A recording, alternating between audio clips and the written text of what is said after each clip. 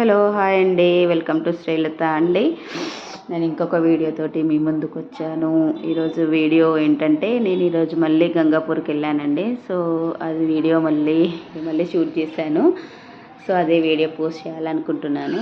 So ఇది ఏంటంటే, మనకు ఇంతకుముందు నేను గంగాపూర్ వెళ్ళినప్పుడు మీకు ఈ వాటర్ చూపెట్టలేదు కదండి. సో ఇప్పుడు ఇది ఏంటంటే, వర్షం పడ్డది కాబట్టి మొత్తం వాగు అనేది వచ్చేసింది. సో ఇంకా వాగు వచ్చేసరికి వాటర్ అన్నీ ఫుల్ ఫ్లోగా వచ్చేస్తున్నాయి.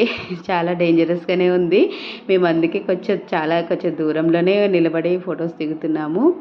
సో ఇంకా ఈరోజు కూడా నేను పిండి దీపాలు అనేవి తీసుకెళ్ళాను, కానీ అక్కడ పెట్టడం కుదరలేదండి. ఎందుకో నాకు 2 టైమ్స్ అయింది. 2 టైమ్స్ కూడా దేవుడు ఎందుకో నాకు దారి ఇవ్వట్లేదు. 2 టైమ్స్ కూడా నాకు సక్సెస్ కాలేదు. ఈరోజు కూడా నేను వెళ్ళినా కానీ మేము ఇలా ఇంట్లో నుంచి బయటకు వెళ్ళామో లేదో అట్లా ఫుల్ వర్షం పడిందండి. సో ఇంకా వర్షం పడేసరికి ఇంకా వచ్చుడు కుదరలేదు. మేము మార్నింగ్ రెడీ అయ్యాము, నేను, మా డాడీ, మా పాప. కానీ ఇంకా ఫుల్ వర్షం పడేసరికి మరి ఇక్కడ ప్లేస్ ఎట్లుంటుందో ఏమో ఐడియా లేక ఇంకా మేము ఇక్కడి వరకు రాలేదు. తర్వాత మళ్ళీ మేము బెల్లంపల్లి దాటామో లేదో వర్షం ఆగిపోయింది. వర్షం ఆగిపోయిన తర్వాత ఇంకా డాడీని మంచిర్యాలలో డ్రాప్ చేసి రిటర్న్లో ఒకసారి చూద్దాం ఎట్లుంది ఏంటి అనేసి వచ్చాము. సో ఇంకా వచ్చేసరికంటే ఫుల్ వాటర్ ఫ్లో ఉంది. ఇంకా మాకు వెహికల్ కూడా తీసుకురావడానికి కష్టం అయిపోయింది. సో వెహికల్ ఎట్లా అంటే ఇట్లా తిరిగి బ్రిడ్జ్ మించి తిరిగి ఒక దగ్గర వెహికల్ ఆపి అక్కడి నుంచి నడుచుకుంటూ టెంపుల్కి వెళ్ళాము. సో అట్లా మాకు వెల్లుడైందండి. సో అందుకే అనుకున్నా నేను ఇంకా మా డాడీ రాంది మంచిగానే అయిపోయింది అనేసి. ఎందుకంటే మా డాడీకి నడవలేరండి, చాలా దూరం ఇట్లా నడవలేరు మా డాడీ. అందుకనేసి ఇంకా రాందే మంచిగా అయిపోయింది అనుకున్నా. మా డాడీకి రావాలని బాగుండే, కానీ ఎందుకో ఫుల్ వర్షం పడిందండి. ఫుల్ వర్షం ఉండేసరికి అసలు ఏం చేయాలో అర్థం కాలేదు. ఇక ఎందుకు ఇది సెకండ్ టైం నేను పిండి దీపాలు అది నాకు ఫెయిల్ అవ్వడము, ఎందుకో అర్థం కాలేదు. ఇక రిటర్న్లో మేము వెళ్ళేసరికి అంటేనే 2 అయిపోయింది. ఇక మధ్యాహ్నం పూట ఎందుకులే అనేసి ఉరుకున్నాను. మళ్ళీ ఇంకొక సాటర్డే చూడాలి రావడానికి. సో అలా అయితే నేను ఇక్కడ మీకు ఒకటి చెప్పాలండి, సీరియస్లీ నాకు అసలు ఈ మంత్ ఆగస్టు నెల మొత్తం నాకు అస్సలు బాగాలేదండి. మొత్తం రిపేర్లు, మా పాపకి హెల్త్ బాగాలేకుండా ఉండడము, అన్నిటికంటే మేజర్ ఏంటంటే కార్ కొంచెం డ్యామేజ్ అయ్యిందండి. కార్ది కొంచెం మిర్రరు కొంచెం డ్యామేజ్ అయింది. అది నిన్న డ్యామేజ్ అయినప్పటి నుంచి నాకు అసలు నిన్నటి నుండి మనసు లేదు. చాలా బాధ అనిపిస్తుంది.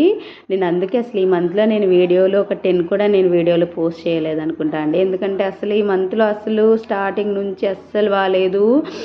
ఏదో ఒక రిపేర్ వస్తుంది, తర్వాత పాపకి హెల్త్ బాగాలేకుండా అయిపోయింది, తర్వాత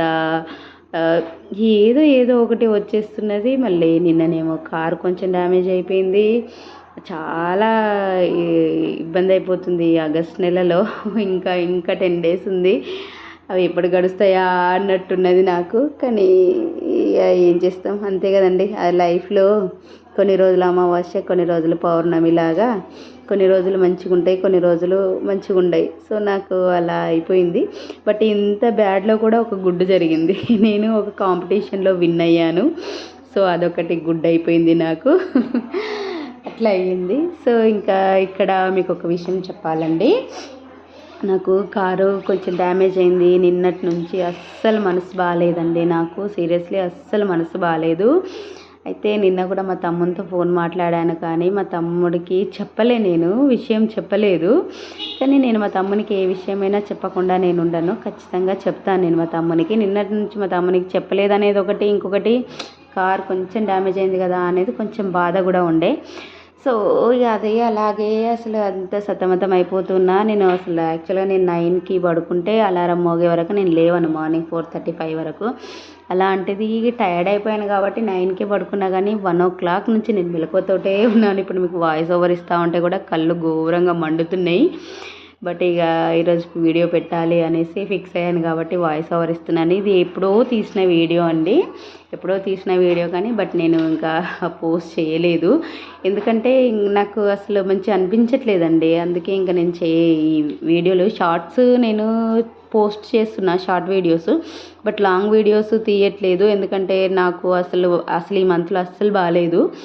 సో ఇంకా అలా ఇక మా తమ్మునికి కూడా చెప్పలేదు నేను. నాకు అంత మంచి అనిపించలేదు. అనిపించకపోయేసరికి నేనేం చేశానంటే ఇక మార్నింగ్ వీడియో తీసి మా తమ్మునికి పెట్టేశానండి. మార్నింగ్ మా తమ్మునికి పెట్టేసిన. సో మా తమ్ముడు చూసిండు.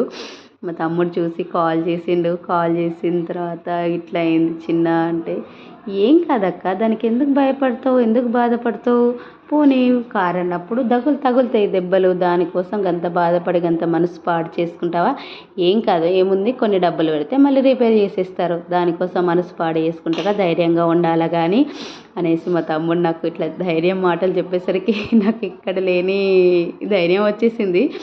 సీరియస్లీ అండి, మా తమ్ముడు చాలా ఏదైనా కానివ్వండి ఇట్లా మనసుకు తీసుకోవద్దు, దేనికైనా సొల్యూషన్ ఉంటుంది అనేసి అంటారు. కాకపోతే కొంచెం జాగ్రత్తగా ఉండాలి అనేసి చెప్తాడు మా తమ్ముడు. కానీ ఇట్లా ఎందుకు అది ఇది అట్లాంటి మాటలు మా తమ్ముడు అస్సలు మాట్లాడండి. మా తమ్ముడు మార్నింగ్ ఇంకా మా తమ్ముడు వీడియో చూడగానే మా తమ్ముడికి కూడా బాధ అనిపించిందేమో తెలియదు, కానీ మా తమ్ముడు మాత్రం నాకు చాలా ధైర్యం చెప్పిండు.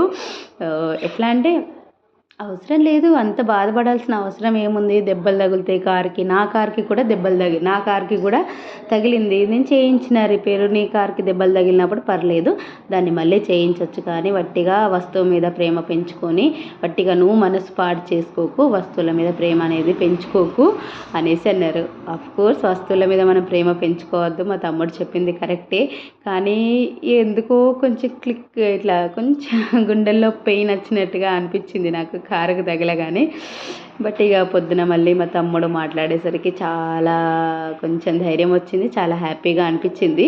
అయినా కొంచెం ఆ పెయిన్ అనేది ఉన్నది, కొంచెం కారుకు తగిలింది కదా అన్నట్టుగా. బట్ ఇక కామన్గా తగులుతాయి కదండి, అంతే, ఇక ఏం చేస్తాము, కొన్ని భరించాలి. సీరియస్లీ నాకు ఈ నెల అస్సలు బాగాలేదండి నిజంగా. అందుకే చెప్తున్నా నేను, ఎప్పుడు కానీ మన రక్త సంబంధీకులను అస్సలు మనము విడగొట్టుకునేలాగా చేసుకోవద్దు. నేను చాలామందిని చూస్తున్నాను, రక్త సంబంధికుల ఆస్తుల కోసం గొడవలు పెట్టుకొని కోర్టుల వరకు పోయి రక్త సంబంధాన్ని ఖరాబ్ చేసుకునేటోళ్ళు కూడా ఉన్నారు. అట్లా చేయొద్దండి. మన కోసము బాధపడే వాళ్ళు, మనకు సపోర్ట్ చేసేవాళ్ళు మన రక్త సంబంధికులే. అసలు అట్లా మన రక్త సంబంధికుల కోసం అన్నదమ్ములతోటి అస్సలు మనము విడిపోయేటట్టు చేసుకోవద్దండి. మనకు ఒక మాట పడ్డా కూడా తప్పేం లేదు. ఒక మాట పడినంత మాత్రాన ఏమవుతుందండి, ఒక మాట పడ్డంత మాత్రాన, ఒక మాట అన్నంత మాత్రాన మన రక్త సంబంధాన్ని మనము దూరం చేసుకునేలాగా చేసుకోవద్దండి. ఇది నా నుంచి అయితే మీకు అడ్వైస్ అనుకుంటారో ఏమనుకుంటారో కానీ, సో ఇదే అండి. ఎందుకంటే నాకు మా తమ్ముడు చాలా సపోర్ట్గా నిలుస్తాడండి. నా కష్టకాలంలో నేను ఏదన్నా లోగా ఫీల్ అయినప్పుడు కానీ ఏదైనా కానీ మా తమ్ముడు మాత్రం నాకు సపోర్ట్గా నిలబడి నాకు ధైర్యంగా ఉంటాడండి. అదే అండి బ్రదర్ అంటే, అది అంటే తమ్ముడు. సో అందుకే నేను ఎప్పుడూ ఒకటే ఫీల్ అవుతాను, మా నాన్న తర్వాత నాన్న అంతే, డాడీ తర్వాత మా తమ్ముడే నాకు డాడీ లాగా. నేను అక్కనే, కానీ నాకు మా తమ్ముడు నాన్న తర్వాత నాన్న అంతే. ఇక నేను అది ఫిక్స్ అయిపోయినా అన్నట్టు. సో ఇప్పుడు ఇది చూస్తున్నారు కదండి, అక్కడి నుంచి మేము నడుచుకుంటూ వచ్చాం కదా. సో అక్కడి నుండి అట్లా నడుచుకుంటూ వచ్చి మళ్ళీ బ్రిడ్జ్ మీద నుంచి వచ్చి మళ్ళీ ఇదంతా ఇంకా ఊరంతా తిరిగేసి వెళ్ళాలి. సో అట్లా అయిందండి. సో థ్యాంక్ యూ అండి, థ్యాంక్ యూ వెరీ మచ్.